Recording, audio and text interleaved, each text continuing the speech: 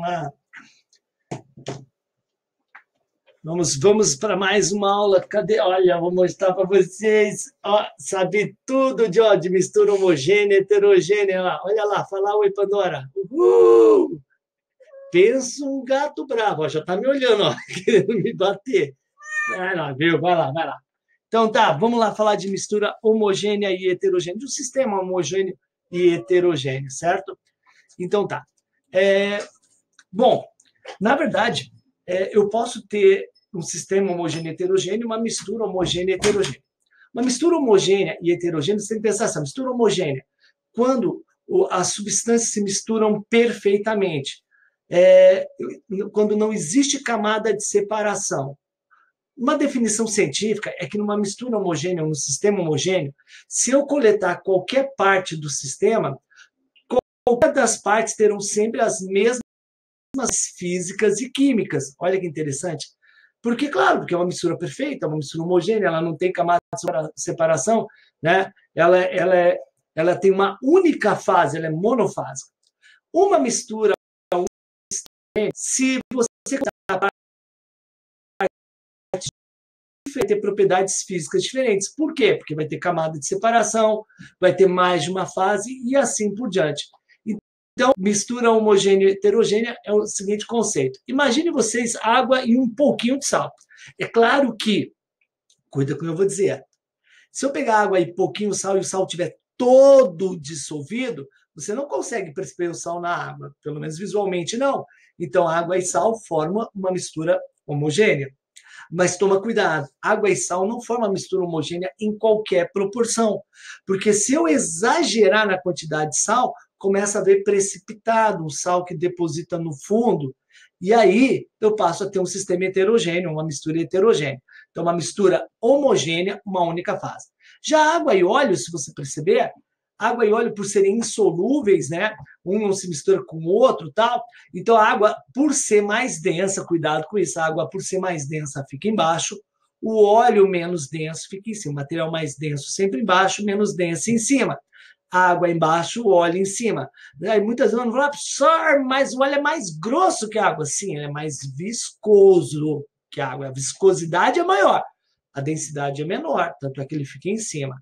Água e óleo formam uma mistura heterogênea. Água e sal formam uma mistura homogênea. Água e sal não formam mistura homogênea em qualquer proporção. Toma cuidado que se tiver excesso de sal, o sal pode se precipitar e aí formar um sistema heterogêneo. Sabia que água e álcool formam uma mistura homogênea em qualquer proporção? Muita água, pouco álcool, muito álcool, pouca água, em qualquer proporção, água e álcool formam uma mistura homogênea. Bem, vamos analisar alguns casos. Água e álcool, para vocês, é uma mistura homogênea ou heterogênea? Homogênea. Água e álcool é uma mistura homogênea, formada por uma fase e dois componentes. Você tem o componente água e o componente álcool. Água e álcool é um sistema monofásico. Todo sistema monofásico é homogêneo. Água, álcool e sal dissolvido. Se o sal está dissolvido, é um sistema homogêneo. Agora, cuida, esse sistema homogêneo é formado por uma única fase, porque é homogêneo, monofásico, mais três componentes, o componente água, o componente álcool e o componente sal. Uma fase, três componentes. Uma fase, dois componentes. Agora, imagina água e óleo. É um sistema heterogêneo. É um sistema bifásico, é formado por duas fases e dois componentes. Duas fases e dois componentes. Bem, agora imagine um sistema formado por água, álcool, óleo e areia. Eu tenho a água aqui em azulzinho, eu tenho o óleo aqui em cima, porque ele é menos denso, e a areia, por ser mais denso, está embaixo. Gente, lembra que aqui eu tenho água e álcool. Água e álcool formam um sistema homogêneo. No todo, esse sistema é heterogêneo. Esse sistema tem três fases, a fase óleo, a fase água e álcool e a fase areia. Porém, ele tem quatro componentes. O componente água, o componente álcool, o componente óleo, o componente areia. Tudo bem?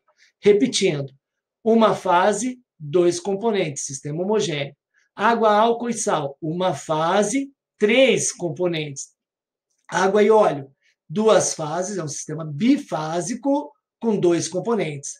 Aqui, ó, água e álcool e areia. É um sistema trifásico, são três fases, porém são quatro componentes. Perfeito? um que pega todo mundo, cara. Água e gelo. A maioria dos alunos fala, é homogêneo, porque tudo é água. Não, é heterogêneo. Aqui eu nem posso dizer que é uma mistura, não é uma mistura, porque não tem moléculas diferentes, é um conjunto de moléculas iguais. Água é H2O e gelo é H2O. Então, eu vou dizer que é um sistema heterogêneo.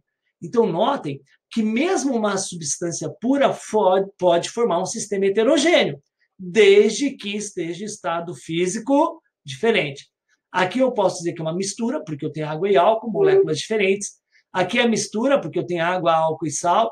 Aqui é mistura, porque eu tenho água e óleo. Aqui é mistura, porque eu tenho água, álcool, areia e óleo. Mas aqui não é. Aqui é uma substância pura. Eu só tenho água, gelo, hidrogênio, porque tem a fase líquida e a fase sólida. Então, olha que interessante aqui, ó. Tem duas fases, mas só um componente. Ó, uma fase, 2 componentes. Uma fase, 3 componentes. 2 fases e 2 componentes. 3 fases e 4 componentes. 2 fases e um único componente, porque gelo é água. Olha que pegadinha boa, né? Certo? Cuidado com o granito, tá? O granito, por si, ele já é uma pedra trifásica. O granito, você consegue ver pela diferença de cores, que ele vai ter 3 fases, e fases formadas também por 3 componentes. A mica, o feldspato e o quartzo. Então, cuidado, se eu tiver granito, só o granito por si já são 3 fases e 3 componentes. Se eu tiver um sistema formado por água e granito, eu tenho 4 fases e 4 componentes. Tá? Então, cuida, não conte o granito como um único componente. Ele, por si, já são 3 componentes e são 3 fases. Cuidado com a pedra de granito. Perfeito? Bem, observe agora esse exemplo aqui. Ó. O rótulo de uma garrafa de água mineral está reproduzido a seguir. Composição química, sulfato de cálcio, 0,0 miligrama por litro. Bicarbonato de sódio, 0,0167 miligrama por litro. Uma concentração super baixa de sais. Toda água mineral, gente, pelo amor de Deus, ela chama de água mineral porque ela tem sais minerais. Sais esses são ótimos para a nossa saúde. Ora, se é uma água com sais minerais, ela já não é uma substância pura, porque tem mais de um componente. Ela é uma mistura. Mas será que é uma mistura homogênea e heterogênea? Esses componentes são sais que estão dissolvidos na água, tanto é que você não vê. Então, é uma quantidade muito pequena, você nem sente o sabor salgado. Portanto, é uma mistura homogênea. Perfeito? Legal? Considere os seguintes sistemas: ferro, leite e gasolina. Ferro, beleza, tá aí, ó, ferro metálico, é uma substância pura simples.